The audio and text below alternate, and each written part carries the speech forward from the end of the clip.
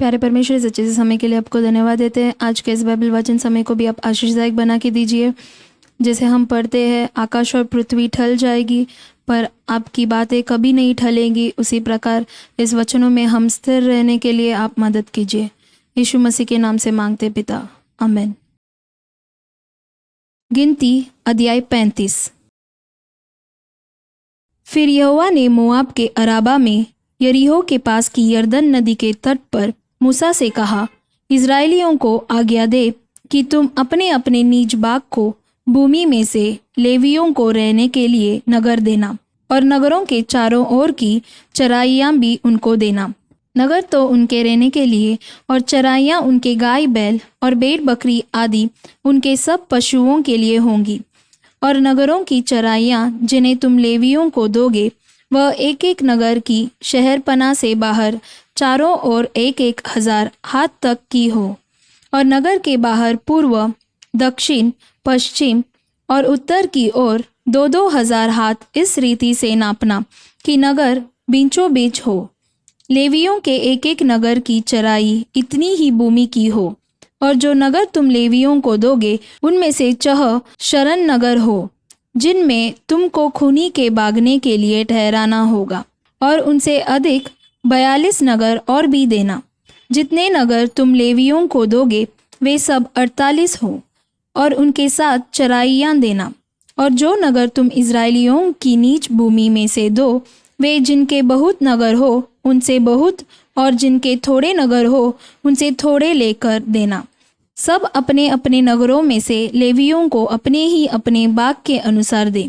फिर यहोवा ने मूसा से कहा, इज़राइलियों से कह, जब तुम यरदन पार होकर कनान देश में पहुँचो, सब ऐसे नगर ठहराना जो तुम्हारे लिए शरण नगर हो, कि जो कोई किसी को भूल से मार के खूनी ठहरा हो, वह वहाँ भाग जाए। वे नगर तुम्हारे निमित्त पलटा लेने वाले से शरण लेने के काम आएंगे, कि जब तक खूनी न्याय के लिए मंडली के सामने खड़ा न हो, तब तक वह न मार डाला जाए। और शरण के जो नगर तुम दोगे, वे 6 हो। 3 नगर तो यरदन के इस पार और 3 कनान देश में देना। शरण नगर इतने ही रहे। ये 4 नगर इज़राइलियों के और उनके बीच रहने वाले परदेशियों के लिए भी शरण स्थान ठहरे, कि जो कोई किसी को भूल से मार डाले, वह वही भाग जाए। परंतु यदि कोई किसी को लोहे के किसी हथियार से ऐसा मारे कि वह मर जाए, तो वह खूनी ठहरेगा, और वह खूनी अवश्य मार डाला जाए। और यदि कोई ऐसा पत्थर हाथ में लेकर जिससे कोई मर सकता है, किसी को मारे और वह मर जाए, तो वह भी खूनी ठहरेगा, और वह खूनी अवश्य मार डाला जाए। या कोई हाथ में ऐसी लकड़ी लेकर जिससे कोई मर सकता है, किसी को मारे और वह मर जाए, तो वह भी खूनी ठहरेगा, और वह खूनी अवश्य मार डाला जाए। लहू का बदला लेने वाला आप ही उस खूनी को मार डाले। जब भी वह मिले, तब ही वह उसे मार डाले। और यदि कोई किसी को बैर से ढकेल दे या गात लगाकर कुछ उस पर ऐसे फेंक दे कि वह मर जाए, या शत्रुता से उसको अपने हाथ से ऐसा मारे कि वह मर जाए, तो जिसने मारा हो वह अवश्य मार डाला जाए, वह खूनी ठहरेगा। लहू का बदला लेने वाला जब भी वह खूनी उसे मिल जाए, तब ही उसको मार डाले। परंतु यदि कोई किसी को बिना सोचे और बिना शत्रुता रखे ढकेल दे, या बिना गात लगाए उस पर कुछ फेंक दे, या ऐसा कोई पत्थर लेकर जिससे कोई मर सकता है, दूसरे को बिना देके उस पर फेंक दे, और वह मर जाए, परंतु वह न उसका शत्रु हो और न उसकी हानि का खोजी रहा हो, तो मंडली मारने वाले और लहू का बदला लेने वाले के बीच इन नियमों के अनुसार न्याय करे। और मंडली उस खूनी को लहू का बदला लेने वाले के हाथ से बचाकर उस शरण नगर में जहाँ वह पहले भाग गया हो, लौटा दे। और जब तक पवित्र तेल से अभिषेक किया हुआ महायाजक न मर जाए, तब तक वह वहीं रहे। परंतु यदि वह खूनी उस शरण नगर की सीमा से जिसमें वह भाग गया हो, बाहर निकलकर और कहीं जाए, और लहू का बदला लेने वाला उसको शरण नगर की सीमा के बाहर कहीं पाकर मार डाले, तो वह लहू बहाने का दोषी न ठहरे, क्योंकि खूनी को महायाजक की मृत्यु तक शरण नगर में रहना चाहिए, और महायाजक के मरने के पश्चात वह अपनी निज भूमि को लौट सकेगा। तुम्हारी पीढ़ी पीढ़ी में तुम्हारे सब रहने के स्थानों में न्याय की यह विधि होगी। और जो कोई किसी मनुष्य को मार डाले, वह साक्षियों के कहने पर मार डाला जाए, परंतु एक ही साक्षी की साक्षी से कोई न मार डाला जाए। और जो खूनी प्राणदंड के योग्य ठहरे, उससे प्राणदंड के बदले में जुर्माना न लेना, वह अवश्य मार डाला जाए। और जो किसी शरण नगर में भागा हो, उसके लिए भी इस मतलब से जुर्माना न लेना कि वह याजक के मरने से पहले फिर अपने देश में रहने को लौटने पाए। इसलिए जिस देश में तुम रहोगे उसको अशुद्ध न करना। खून से तो देश अशुद्ध हो जाता है, और जिस देश में जब खून किया जाए, तब केवल खूनी के लहू बहाने ही से उस देश का प्रायश्चित हो सकता है। जिस देश में तुम निवास करोगे उसके बीच में रहूँगा, उसको अशुद्ध न करना। मैं यहोवा तो इज़राइलियों के बीच रहता हूँ। आमीन। गिनती अध्याय 36। फिर यूसुफियों के खुलों में से गिलाद, जो माकीर का पुत्र और मनश्शे का पोता था, उसके वंश के कुल के पितरों के घरानों के मुख्य मुख्य पुरुष मूसा के समीप जाकर उन प्रधानों के सामने, जो इज़राइलियों के पितरों के घरानों के मुख्य पुरुष थे, कहने लगे, यहोवा ने हमारे प्रभु को आज्ञा दी थी कि इज़राइलियों को चिट्ठी डालकर देश बांट देना। और फिर यहोवा की यह भी आज्ञा हमारे प्रभु को मिली कि हमारे सगरोती सलोफाद का भाग उसकी बेटियों को देना। पर यदि वे इज़राइलियों के और किसी गोत्र के पुरुषों से ब्याही जाएं, तो उनका भाग हमारे पितरों के भाग से छूट जाएगा। और जिस गोत्र में वे ब्याही जाएं, उसी गोत्र के भाग में मिल जाएगा, तब हमारा भाग घट जाएगा। और जब इज़राइलियों की जुबली होगी, तब जिस गोत्र में वे ब्याही जाएं, उसके भाग में उनका भाग पक्की रीति से मिल जाएगा, और वह हमारे पितरों के गोत्र के भाग से सदा के लिए छूट जाएगा। तब यहोवा से आज्ञा पाकर मूसा ने इज़राइलियों से कहा, यूसुफियों के गोत्री ठीक कहते हैं। सलोफाद की बेटियों के विषय में यहोवा ने यह आज्ञा दी है कि जो वर जिसकी दृष्टि में अच्छा लगे, वह उसी से ब्याही जाए, परंतु वे अपने मूल पुरुष ही के गोत्र के कुल में ब्याही जाएं। और इज़राइलियों के किसी गोत्र का भाग दूसरे गोत्र के भाग में न मिलने पाए। इज़राइली अपने अपने मूल पुरुष के गोत्र के भाग पर बने रहें। और इज़राइलियों के किसी गोत्र में किसी की बेटी हो जो भाग पाने वाली हो, वह अपने ही मूल पुरुष के गोत्र के किसी पुरुष से ब्याही जाए, इसलिए कि इज़राइली अपने अपने मूल पुरुष के भाग के अधिकारी रहे। किसी गोत्र का भाग दूसरे गोत्र के भाग में मिलने न पाए। इज़राइलियों के एक एक गोत्र के लोग अपने अपने भाग पर बने रहे, यहोवा की आज्ञा के अनुसार जो उसने मूसा को दी। सलोफाद की बेटियों ने किया, अर्थात महला, तिरसा, होगला, मिल्का और नोआ, जो सलोफाद की बेटियां थीं, उन्होंने अपने चचेरे भाइयों से विवाह किया। वे यूसुफ के पुत्र मनश्शे के वंश के कुलों में ब्याही गई, और उनका भाग उनके मूल पुरुष के कुल के गोत्र के अधिकार में बना रहा। जो आज्ञाएं और नियम यहोवा ने मोआब के अराबा में यरीहो के पास की यरदन नदी के तट पर मूसा के द्वारा इज़राइलियों को दिए, वे ये ही है। आमीन। प्रेरितों के काम अध्याय 12। उस समय हेरोदेस राजा ने कलीसिया के कई व्यक्तियों को सताने के लिए उन पर हाथ डाले। उसने यूहन्ना के भाई याकूब को तलवार से मरवा डाला। जब उसने देखा कि यहूदी लोग इससे आनंदित होते हैं, तो उसने पतरस को भी पकड़ लिया। वे दिन अख़मीरी रोटी के दिन थे। उसने उसे पकड़ के बंदीगृह में डाला और 4-4 सिपाहियों के 4 पहरों में रखा, इस विचार से कि फसह के बाद उसे लोगों के सामने लाए। बंदीगृह में पतरस बंद था, परंतु कलीसिया उसके लिए लौ लगाकर परमेश्वर से प्रार्थना कर रही थी।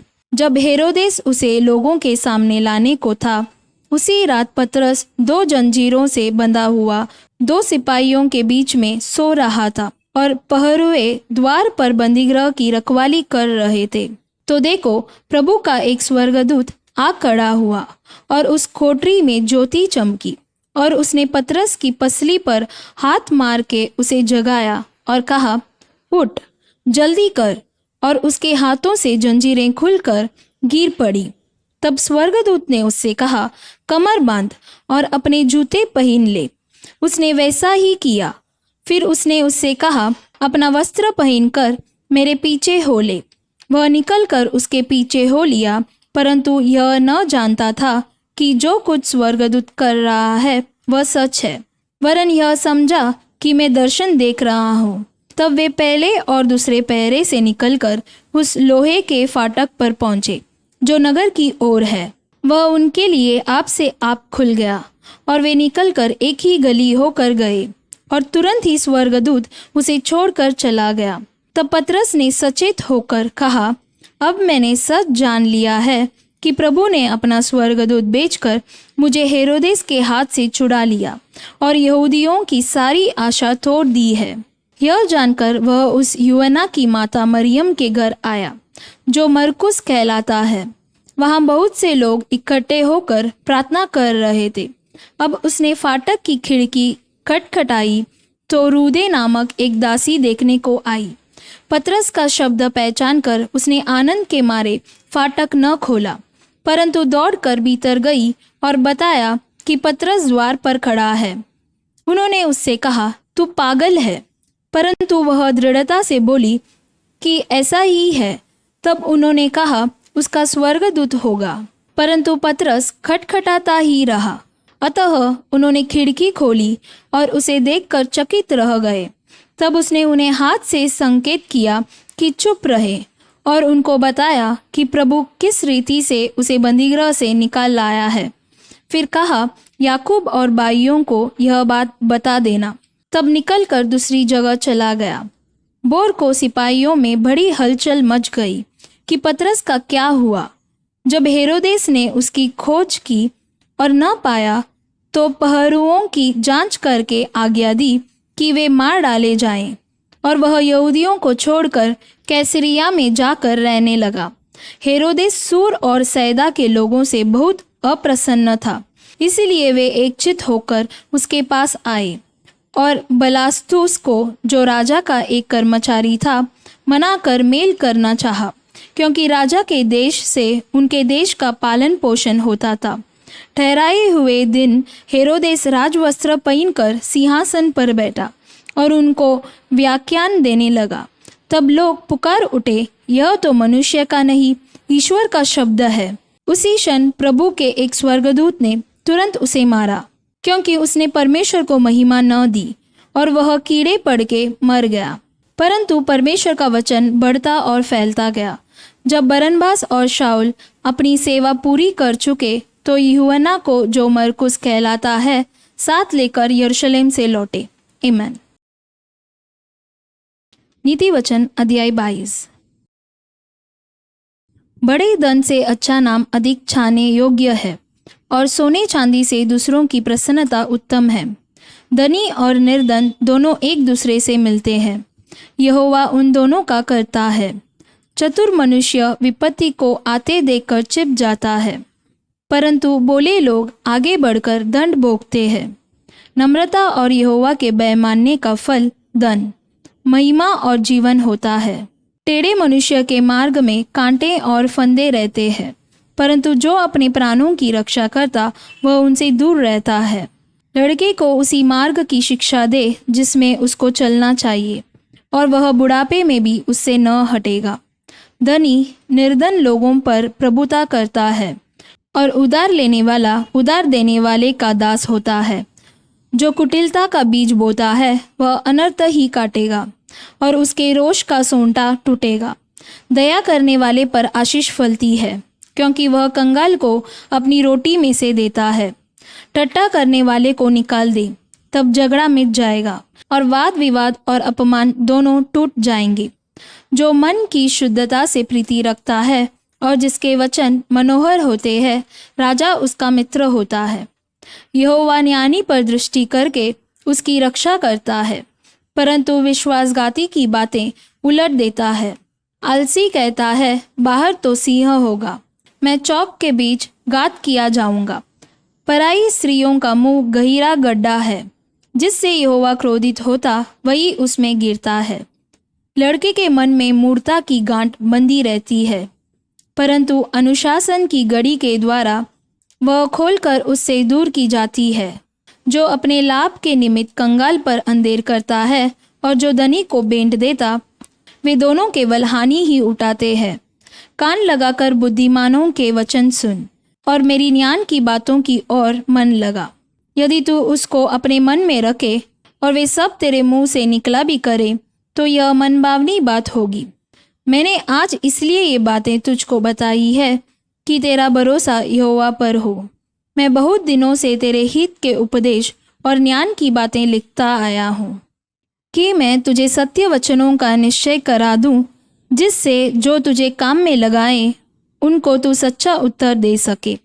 कंगाल पर इस कारण अंधेर न करना कि वह कंगाल है, और न दीन जन को कचहरी में पीसना, क्योंकि यहोवा उनका मुकदमा लड़ेगा। और जो लोग उनका धन हर लेते हैं, उनका प्राण भी वह हर लेगा। क्रोधी मनुष्य का मित्र न होना और जट क्रोध करने वाले के संग न चलना। कहीं ऐसा न हो कि तू उसकी चाल सीखे और तेरा प्राण फंदे में फंस जाए। जो लोग हाथ पर हाथ मारते और ऋणियों के उत्तरदायी होते हैं, उनमें तू न होना। यदि बर देने के लिए तेरे पास कुछ न हो, तो वह क्यों तेरे नीचे से खाट खींच ले जाए। जो सीमा तेरे पुरखाओं ने बांधी हो, उस पुरानी सीमा को न बढ़ाना। यदि तू ऐसा पुरुष देखे जो कामकाज में निपुण न हो, तो वह राजाओं के सम्मुख खड़ा होगा, छोटे लोगों के सम्मुख नहीं। आमीन।